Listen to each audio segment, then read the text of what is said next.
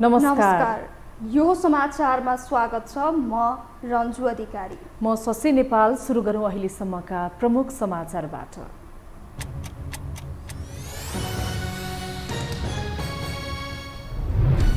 चौतर्फी दबावपछि सरकारले घटायो पेट्रोलियम पदार्थको मूल्य। पेट्रोल लिटरमा 20 र डिजेल 29 रुपैयाँले घट्यो।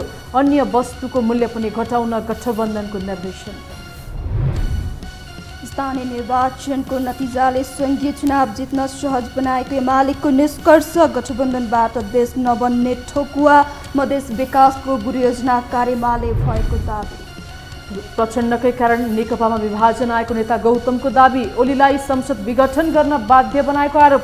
वाम एकताका लागि सबैले अडान छाड्नुपर्ने भनाइ। गठबन्धनको आवश्यकता कायमै रहेको एकीकृत समाजवादीको निष्कर्ष। अहङ्कारी प्रवृत्ति त्याग्न नेताहरूलाई अध्यक्ष नेपालको आग्रह। स्वास्थ्य विवादले पार्टीलाई फाइदा गर्ने भनाइ। र एसिसी महिला टी20 च्याम्पियनसिपको उपाधि युएईलाई आयोजक मलेसिया 5 विकेटले पराजित। विजेता र उपविजेता दुवै टिम एसिया कपमा छनौट।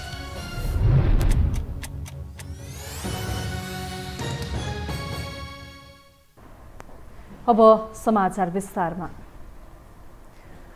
चौतर्फी दबावपछि सरकारले पेट्रोलियम पदार्थको मूल्य घटाएको छ। उद्योग वाणिज्य तथा आपूर्ति मन्त्री दिलेन्द्र प्रसाद बडुले आज दिउँसो पत्रकार सम्मेलन गरी करमा कटौती गरेर भए पनि पेट्रोलमा प्रति लिटर 20 रुपैयाँ र डिजेलमा प्रति लिटर 29 रुपैयाँ घटाउने निर्णय गरिएको जानकारी दिनुभएको हो। मारमा परेका जनतालाई राहत दिन करमा कटौती गरेर भए पनि पेट्रोलियम पदार्थको मूल्य घटाउने निर्णय गरिएको मन्त्री बडुले बताउनुभयो। यसअघि पेट्रोलियम पदार्थको मूल्य घटाउने विषयमा सत्तारूढ 5 दलबीच सहमति भएको थियो। प्रधानमन्त्री शेरबहादुर देउवा सहितका सत्ता गठबन्धनका शीर्ष नेताहरू सहित बसेको बैठकले गरेको निर्णय अनुसार पेट्रोलियम पदार्थको मूल्य घटाइएको पनि मन्त्री बडुले स्पष्ट पार्नुभयो। नेपाल सरकारले पेट्रोलियम पदार्थमा लगाउँदै आइरहेको केही ट्याक्सहरू करलाई समायोजन गरेर मूल्य घटाउने निर्णय भएको छ। अहिले पेट्रोल 179 रुपैयाँ छ, त्यसलाई घटाएर 179 गर्ने, 20 रुपैयाँ त्यसमा ट्याक्स घटाइएको छ र डिजेलमा 192 अहिले वर्तमान अवस्था छन्, त्यसलाई हामीले 163 मा पुर्याएका छौँ, जसमा 28 रुपैयाँ घटेको छ। सरकारले मूल्य घटाएसँगै अब भरे राति 12 बजेदेखि लागू हुने गरी डिजेल प्रति लिटर 163 रुपैयाँ र पेट्रोल प्रति लिटर 179 मा पाइनेछ।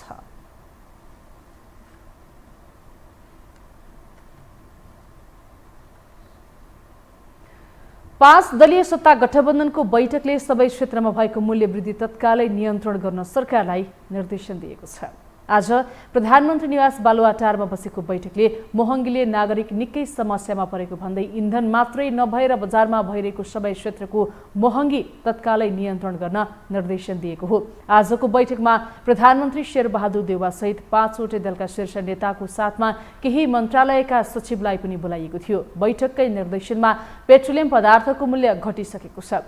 बैठकले इन्धनको भाउ बढ्दा बजारमा अरू सामानको भाउ बढ्ने तर इन्धनको भाउ घट्दा भने अरू सामानको भाउ नघट्ने प्रवृत्ति भइरहेको भन्दै तत्कालै अनुगमन गरेर मूल्य घटाउन निर्देशन दिएको सरकारका प्रवक्ता तथा नेपाली कांग्रेसका नेता ज्ञानेन्द्र बहादुर कार्कीले जानकारी दिनुभयो।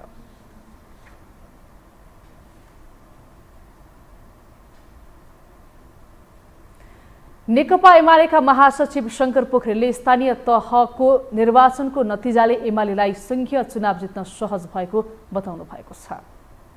नेपाल मुस्लिम इत्तेहाद संगठनको कार्यक्रमलाई सम्बोधन गर्दै उहाँले गठबन्धन भएको स्थानमा एमालेको धेरै मत आएको जिकिर गर्नुभयो। गठबन्धनले स्थानीय तहको निर्वाचनमा सत्ताको चरम दुरुपयोग गरेको आरोप पनि उहाँले लगाउनुभयो। पूर्ण गठबन्धन बनायो, 5 दल 6 दल मिलाएर चाहिँ एमालेका विरुद्ध चुनाव लड्ने काम गर्यो, जसका कारणले गर्दाखेरि चाहिँ हामी बलियो भएको ठाउँ त स्वतः हामी जित्ने थियौँ। त्यो जितलाई रोक्नका लागि उसले गरेको त्यो दाउपेचका कारणले गर्दाखेरि हाम्रो जित केही कम भयो। केपी ओलीलाई मधेस विरोधी नेता भनेर भ्रम फैलाइएको भन्दै पोखरेलले तराईका जिल्लाहरूमा अहिलेसम्म भएको विकासको गोरी योजना नै ओलीले तयार गरेको दाबी गर्नुभयो।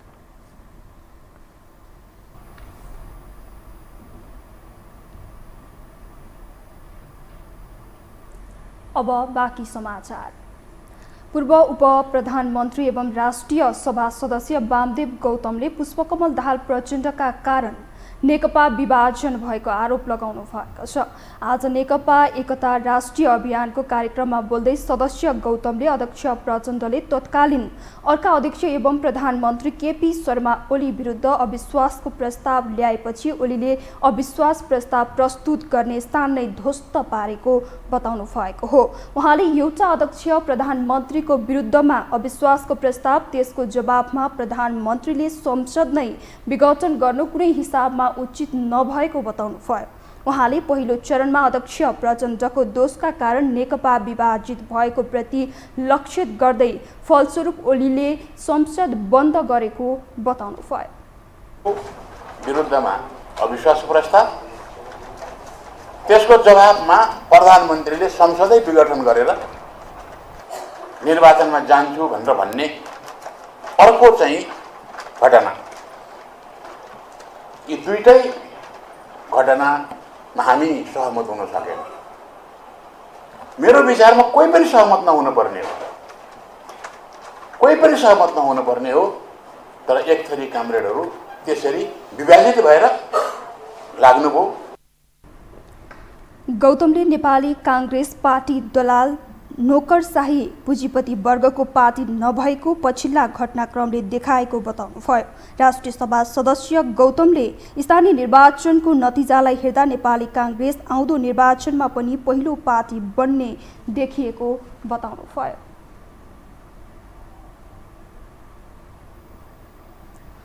एमसीसी अनुमोदन पश्चात एकाएक बनेको उत्तरीय छिमेक चीन नेपालप्रति हेर्ने दृष्टिकोण पुनः सक्रिय बन्न थालेको छ। चीनले नेपालका कम्युनिस्ट पार्टीहरूसँग छलफल गर्दै नेपालप्रति चासो देखाएको छ। एक रिपोर्ट।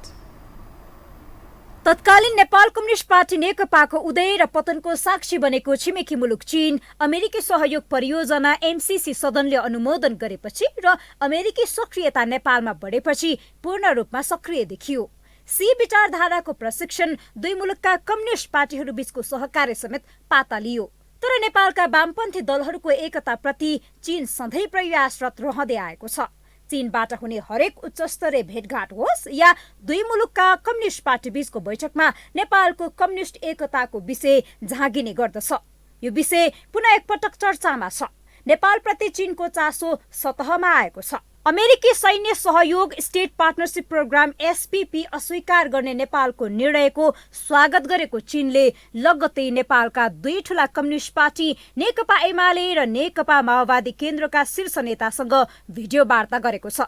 प्रचण्ड र ओलीसँग छुट्टा छुट्टै भिडियो वार्ताका क्रममा चिनिया कम्युनिस्ट पार्टीका विदेश विभाग प्रमुख लिउ जियानचाओले प्रचण्डसँग बिहिबार र ओलीसँग शुक्रबार भिडियो कुराकानी भएको थियो। भिडियो वार्ताका क्रममा चीन र नेपालका शीर्ष तहमा भएका महत्वपूर्ण सहमति कार्यान्वयन गर्न, आपसी विश्वासलाई गहिरो बनाउन र बेल्ट एन्ड रोड अवधारणा अन्तर्गत विभिन्न क्षेत्रमा व्यावहारिक सहकार्य अघि बढाउँदै जाने विषयमा छलफल केन्द्रित रह्यो। माओवादी केन्द्र र एमालेका विचार र भावना समान भएकाले दुवै पार्टीसँगको सम्बन्ध आदान प्रदानलाई थप सुदृढ गर्न जनस्तरको सम्पर्क बढाउन चाहेको चिनिया कम्युनिस्ट पार्टीले इच्छा व्यक्त गरेको छ। तिब्बतीयन शरणार्थीलाई लिएर अमेरिकाले गतिविधि बढाएको तर्फ इङ्गित गर्दै चीनले राखेको जिज्ञासामा ओली प्रचण्डले नेपाली भूमिमा चीन विरुद्ध कुनै गतिविधि हुन नदिने विश्वास दिलाएका छन्। चीनले नेपालको स्वाभिमानलाई, नेपालको प्रतिष्ठालाई, नेपालको स्वतन्त्रतालाई, नेपालको सार्वभौमत्वलाई जहिले पनि कदर गरेको छ र त्यसलाई कमजोर बनाउने काम गरेको छैन, बलियो बनाउने काम गरेको छ। अप्ठ्यारो बेलामा सहयोग गरेको छ। नाकाबन्दी टाकाको घटना हेरौँ। त्यसैले अहिले चीनसँग सम्बन्ध बनाउँदा हामीले को चाइनिज भएर सोच्ने होइन कि तपाईँ वामपन्थी दक्षिणपन्थी के हुन्छ बिर्सनुहोस्, तपाईँ नेपाली भएर सोच्नुहोस्। पछिल्लो समय नेपालका कम्युनिस्ट नेताहरू निर्वाचन नजिकिएसँगै वाम एकता लक्षित अभिव्यक्ति दिइरहेका छन्। माओवादी केन्द्रका अध्यक्ष प्रचण्ड प्रधानमन्त्री बन्ने सपना देख्न थालेका छन्। गठबन्धनमै रहेर प्रचण्डको प्रधानमन्त्री बन्ने सपना पूरा हुन कठिन रहेको विश्लेषण भइरहेका छन्। त्यसो त प्रचण्डको प्रधानमन्त्री बन्ने सपना पूरा गर्न अघिल्लो निर्वाचनमा झैं यसपटक पनि गठबन्धनको वाम हाँगो नसमाउलान् भन्न सकिन्न। त्यसका लागि चीनको जारी वार्तालाप अभ्यासको नयाँ सिरा हुन सक्छ। एकले अर्कालाई चाहिँ धारा किटेर अति नै तल ओर्लेर अनि त्यो तुस मरिसकेका छैन, तर परिस्थितिले बाध्य गराइराखेको छ उनीहरूलाई त्यो नगरी अर्को विकल्पहीन अवस्थामा पुर्याइसकेका छ। चाहिँ एक्सटर्नल फ्याक्टरहरू सबभन्दा ठुलो बेसिक निर्णायक हुँदैनन्। बेसिक निर्णायक चाहिँ आफै भित्रको आन्तरिक जीवन नै हुन्छ। आन्तरिक जीवन चाहिँ अलिक खतरनाक छ, यहाँनिर घिन लाग्दछ। त्यो आन्तरिक जीवन नसुध्रिएसम्म चीनले मात्रै गरेर चाहिँ सम्भव हुँदैन। कम्युनिस्ट विचारधाराको दबदबा रहेको नेपालमा हर सम्भव विभाजित कम्युनिस्ट शक्ति मिलाउने कसरतमा चीन देखिन्छ। चीनलाई स्थिर राख्न पनि चीनको सक्रियता नेपालमा बढ्दो छ। कुनै विदेशी शक्तिको प्रभावमा कम्युनिस्ट शक्तिहरूको गुलामको रूपमा मिलेको देख्नुभन्दा राष्ट्रहितलाई सर्वोपरि ठानेर स्वायत्तताका लागि स्वविवेक एकीकृत शक्ति बनेको राम्रो। यो हो टेलिभिजनका लागि क्यामेरामा विमल चौहानका साथमा निम्लेकी शेर्पा, काठमाडौँ। हामीसँग समाचार बाँकी नै छन्, अहिलेलाई विश्राम।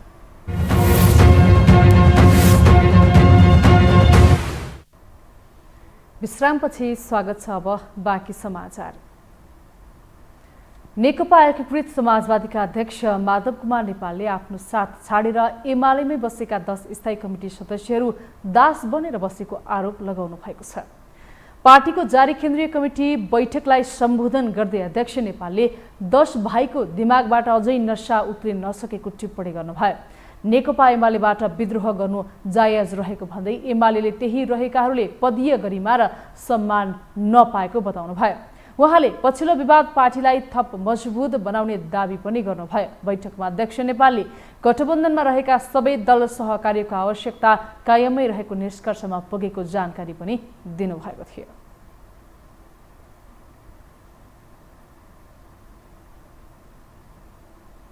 नेकपा एकीकृत समाजवादीभित्र मन्त्री हेरफेरको रडाको मचिएपछि पार्टी नै सङ्कटमा परेको छ। पार्टी सचिवालयकै निर्णय विरुद्ध बहालवाला मन्त्रीहरूले समानान्तर गतिविधि चलाइरहेका छन्, जबकि गठबन्धनको सरकारमा मन्त्री फेर्नु र रहनुको औचित्य पुष्टि नै भएको छैन। एक रिपोर्ट। प्रेम आले र किसान श्रेष्ठ मन्त्री बन्नकै लागि एमाले विभाजनका बेला माधव कुमार नेपालतिर हाम फालेका थिए। रामकुमारी झाँक्री र विरोध खतिवडा भने ओली नेतृत्वको एमालेमा मन्त्री हुनै नपाउने छाँड देखेपछि फरक पार्टी निर्माणका लागि माधव नेपाललाई हात डोर्याएरै निर्वाचन आयोगको ढोकासम्म धकेलिदिएका पात्र हुन्। उपहार स्वरूप 9 महिना पहिले नै माधव नेपालले यी व्यक्तिलाई मन्त्री बनाए। अहिले निकाल्न खोज्दा पार्टीमा समानान्तर अभ्यास नै चलाउन खोजेका छन्। करिब 3 साता अघि पार्टी अध्यक्ष नेपाल सहितको नेतृत्वले बहालवाला मन्त्रीलाई फिर्ता बोलाएर मेटमणि चौधरी, जीवनराम श्रेष्ठ र शेरबहादुर कुँवरलाई सिफारिस गरेको थियो भने राज्य मन्त्री भवानी खापुङको बडुवा गर्दै मन्त्री बनाउने र हिराचन्द्र केसीलाई राज्य मन्त्रीमा पठाउने निर्णय गरेको थियो। तर आफू हट्नु परे आफू अनुकूलकै पात्रलाई छोड्ने भन्दै बहालवाला मन्त्रीहरूले शनिबार कृष्णलाल श्रेष्ठ, निरादेवी जैरू, धनबहादुर बुढा र हिराचन्द्र केसीलाई मन्त्री र गोपाल बमलाई राज्य मन्त्री बनाउने प्रस्ताव गरेका छन्। त्यो मन्त्री फेरिएर त के भएको छ थाहा छैन। सरकार फेरियो भने सबै चिजमा नयाँ सहमति, नयाँ कन्सेप्ट, नयाँ पोलिसी हुने भएर जिरोबाट सुरु गर्नुपर्छ।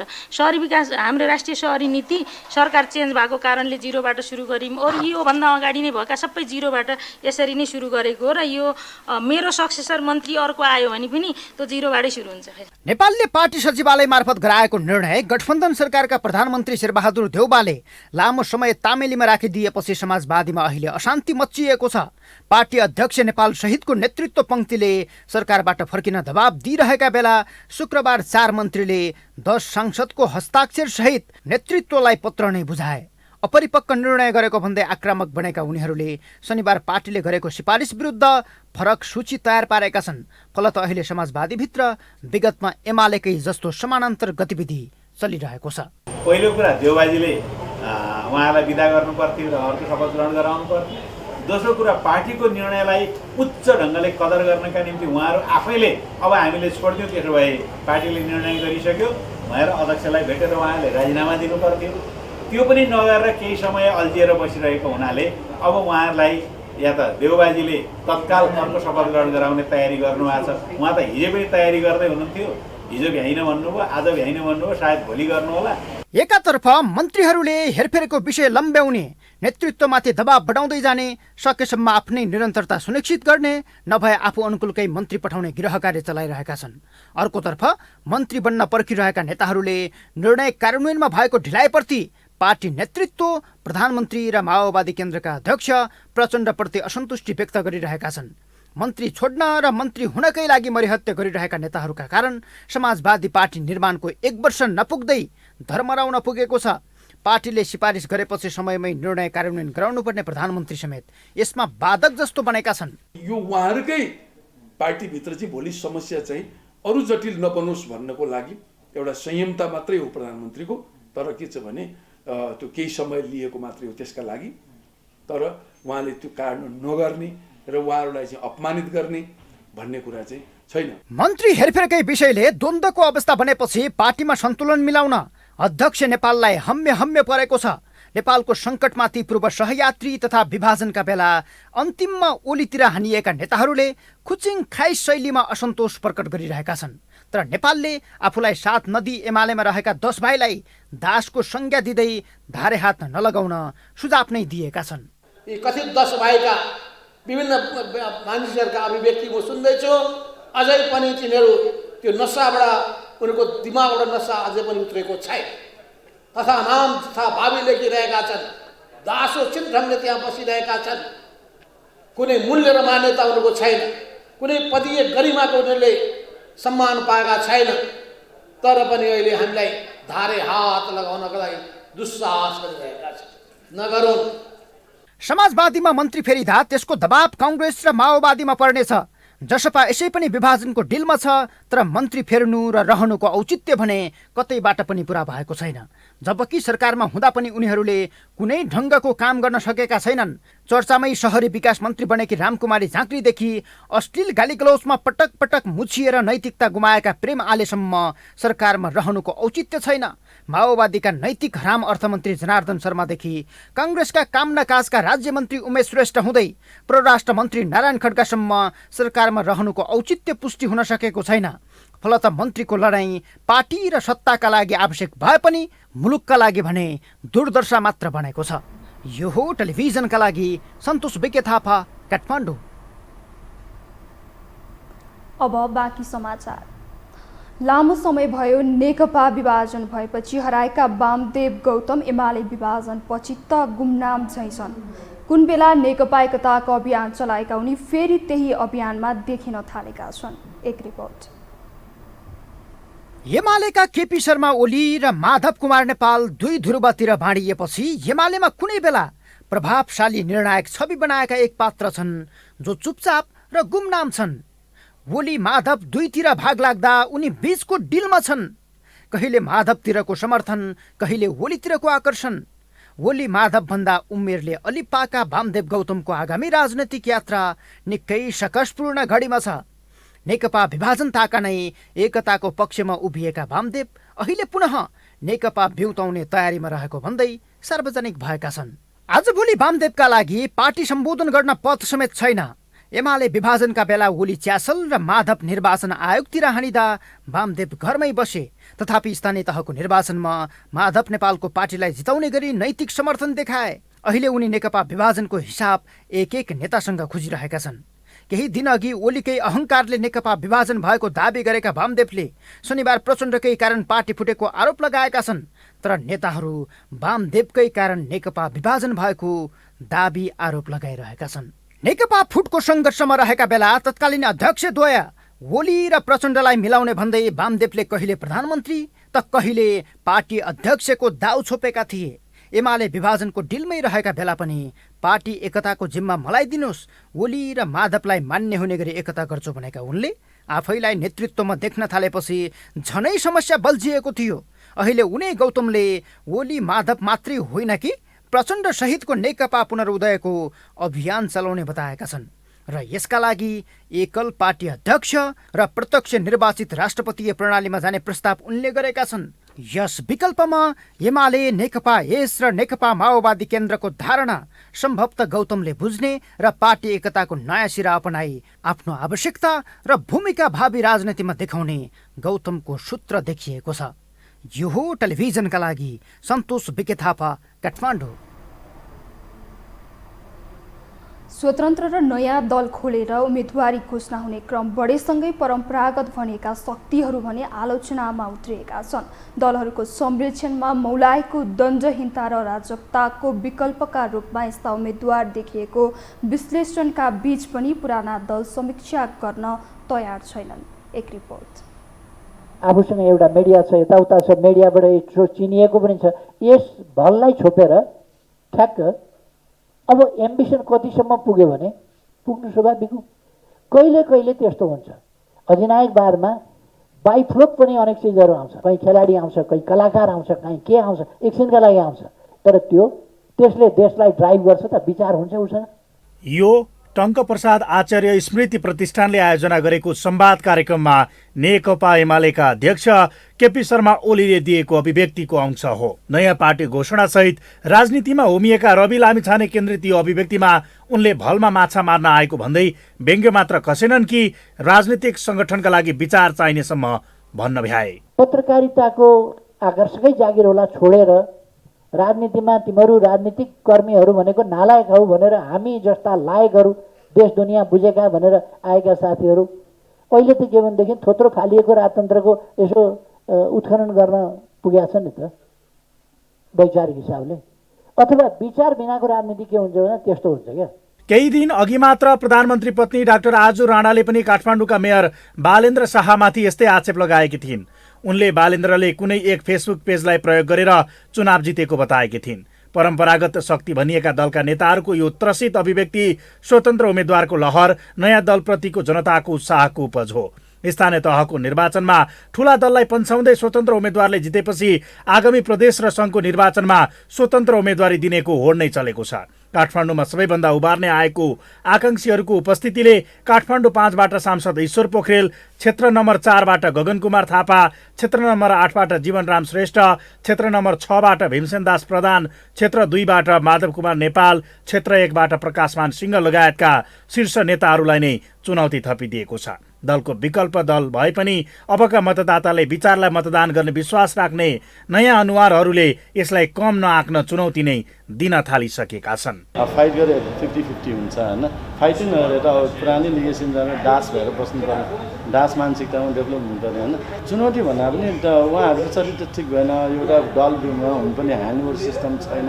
अब एउटा व्यक्ति 6-7 चोटि प्रधानमन्त्री हुनुपर्ने व्यवस्था, त्यो चिज हटाउनु पर्यो। राजनीतिक विश्लेषकहरू समेत राजनीतिक दलहरूप्रति वितृष्णा बढेकै कारणले पछिल्लो समयमा स्वतन्त्र उम्मेद्वार हावी हुन थालेको बताउन थालेका छन्। विश्वमै दलहरूको शासन कमजोर बन्दै गएको बताउने उनीहरू अब दलहरूले सुध्रिने र समीक्षा गर्ने बेला आएको बताउँछन्। दलको विकल्पकै रूपमा आउन सक्ने विश्लेषण ठिक नभए पनि चुनौती भने थपिदिएको राजनीतिक विश्लेषकहरूको बुझाइ छ। साँच्चै नै भन्ने हो भने वास्तवमा पार्टीको चाहिँ तन्त्र अथवा पार्टीको शासन चाहिँ अहिले ग्लोबली नै कमजोर भएर गइरहेको छ, अप्रिय भएर सर्वेले पनि देखाउँछ। अहिले नेपालमा मात्रै होइन, दलीय व्यवस्थाको विकल्प त हुँदैन। जाँचमा फेल भयो भने त्यो जाँचै त नराम्रो त होइन नि त, यो त टेस्ट हो। आफू राम्रोसँग अध्ययन गर्नु पर्यो, अर्कोबाट मैले राम्रो गरी पास गर्नेबाट त्यो सङ्घर्ष गर्नु पर्यो। हाम्रो सङ्घर्ष पुगेन कि हाम्रो लगानी पुगेन। हुन त नयाँ दल वा स्वतन्त्रबाट चुनाव जित्ने 1-2 जनाले संसदमा खासै प्रभाव पार्ने अवस्था देखिँदैन। राजेन्द्र लिङ्गदेन र प्रेम सुवाल नै यसको उदाहरण हुन्। संसद स्थानीय तह जस्तो नभएको कुरा नयाँ दलसहित राजनीतिमा होमिएकाहरूले पनि महसुस गरेका छन्। फलत समानुपातिकबाट सांसद छानिने फाइदा हात पार्ने रणनीतिमा नयाँ दलहरू पनि देखिएका छन्। तर स्वतन्त्र भनिएकाहरूकै हानाथाप आफूलाई विकल्प मान्नेहरूकै बीचको बेमेल र तर्सिएका दलहरूको आक्रामक कदमका बीच उनीहरू कति सफल हुन्छन् त्यो हेर्न भने केही समय कुर्नुपर्ने हुन्छ। अब पालो आर्थिक समाचारको।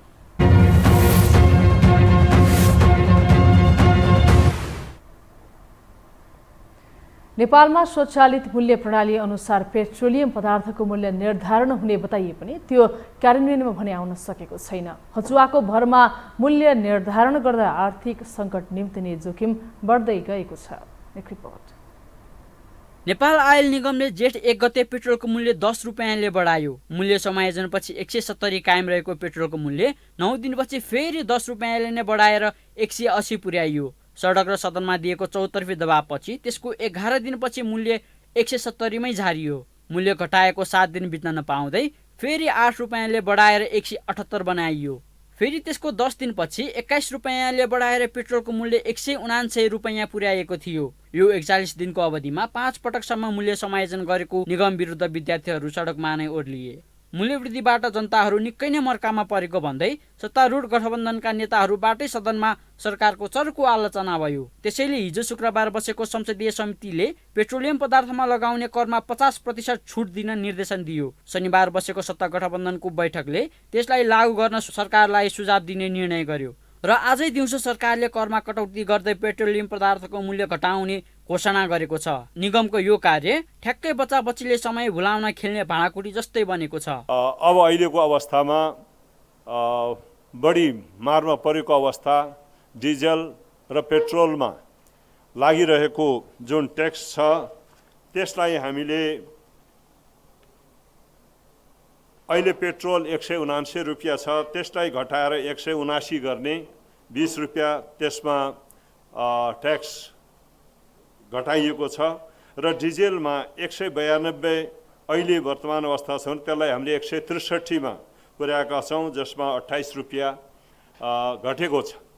त्यसकारणले हामीलाई पुरा विश्वास छ यसले समग्र समाधान त होइन, तर तत्कालका निमित्त जनताले सर्वसाधारणले भोग्नु परेको जुन समस्या छ त्यसलाई पनि यसले केही राहत अवश्य पनि दिन्छ। हामीले त्यो विश्वास लिएका छौँ, सरकारले त्यो विश्वास लिएको छ।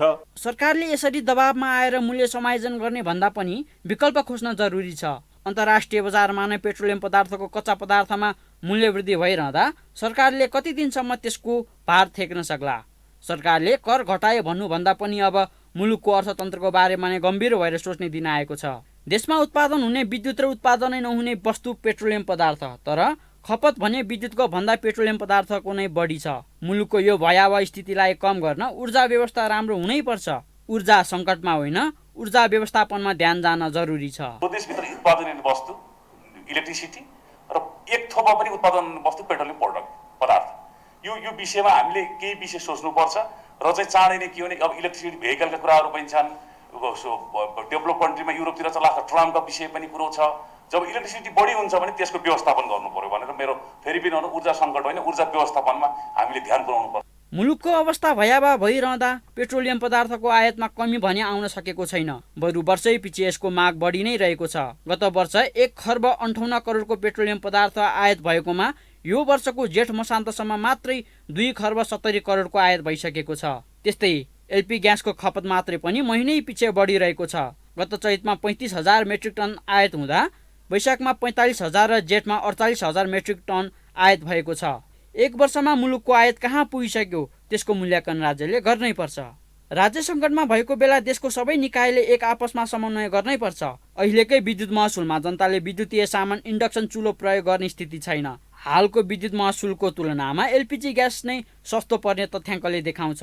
तसर्थ विद्युत महसुल पनि घटाउनु पर्ने आजको आवश्यक छ। श्रीलङ्का आज जसरी आर्थिक सङ्कटमा परेको छ त्यसको एक कारण नागरिकलाई देशको वास्तविकता नबुझाउनु पनि रहेको सरकारवालाहरूले बताइरहेका छन्। त्यसैले राज्यले जनतालाई वास्तविकता बुझाउनु जरुरी छ, नत्र कुनै पनि देश श्रीलङ्का बन्न धेरै समय लाग्दैन। यो टेलिभिजनका लागि निरज कोइरालाको रिपोर्ट। हामीसँग अन्तर्राष्ट्रिय र खेल समाचार बाँकी नै छन्, अहिलेलाई विश्राम।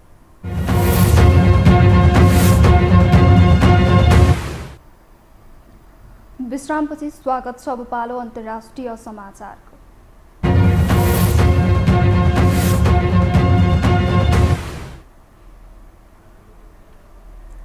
अमेरिकाको माथिल्लो सदनले बन्दुक नियन्त्रण सम्बन्धी विधेयक बहुमतले पारित गरेको छ। अमेरिकी संसदको माथिल्लो सदन सिनेटमा भएको मतदानमा विधेयकको पक्षमा 65 र विपक्षमा 33 मत परेको थियो।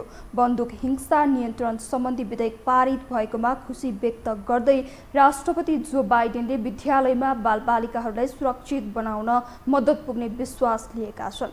अब तल्लो सदनमा प्रस्तुत हुने विधेयक अनुमोदनपछि राष्ट्रपतिले प्रमाणीकरण गर्नेछन्। राष्ट्रपतिबाट स्वीकृत भएपछि विधेयक कानुनमा रूपान्तरण हुनेछ।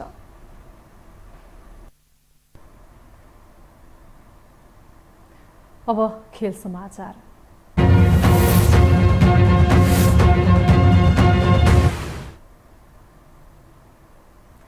एसिसी महिला टी20 च्याम्पियनसिपको उपाधि युएईले जितेको छ। मलेसियाको किन्द्रा र उभलमा आज भएको फाइनलमा आयोजकलाई 5 विकेटले हराएर युएईले उपाधि जितेको हो। उपाधिसँगै युएई एसिया कप क्रिकेटका लागि छनौट भएको छ। उपविजेता बनेको मलेसिया समेत एसिया कपमा छनौट भएको छ। यस खेलमा नेपाल सेमी फाइनलमा युएईसँग पराजित भएको थियो।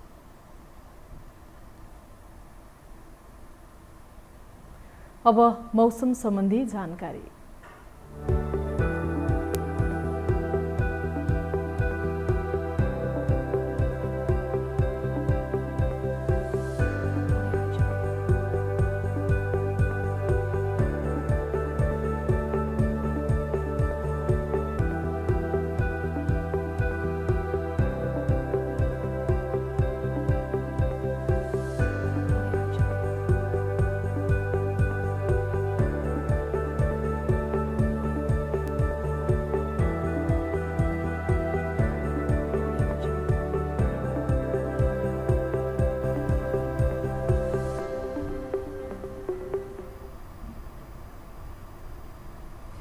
यससँगै हामी यो समाचारको अन्त्यमा आइपुगेका छौं। बिदा हुनु अघि प्रमुख समाचार पुनः एकपटक।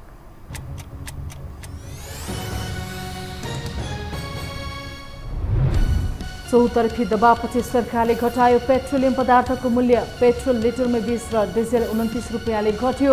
अन्य वस्तुको मूल्य पनि घटाउन गठबन्धनको निर्देशन। स्थानीय निर्वाचनको नतिजाले संघीय चुनाव जित्न सहज बनाएको एमालेको निष्कर्ष। गठबन्धनबाट देश नबन्ने ठोकुवा। मधेस विकासको गुरु योजनाकारी एमाले भएको दाबी। प्रचण्डकै कारण नेकपामा विभाजन आएको नेता गौतमको दाबी। ओलीलाई संसद विघटन गर्न बाध्य बनाएको आरोप। वाम एकताका लागि सबै अडान छाड्नुपर्ने भनाई। गठबन्धनको आवश्यकता कायमै रहेको एकीकृत समाजवादीको निष्कर्ष। अहङ्कारी प्रवृत्ति त्याग्न नेताहरूलाई अध्यक्ष नेपालको आग्रह। स्वस्थ विवादले पार्टीलाई फाइदा गर्ने भनाई। र एसिसी महिला टी20 च्याम्पियनसिपको उपाधि युएईलाई। आयोजक मलेसिया 5 विकेटले पराजित। विजेता र उपविजेता दुवै टिम एसिया कप छनौट।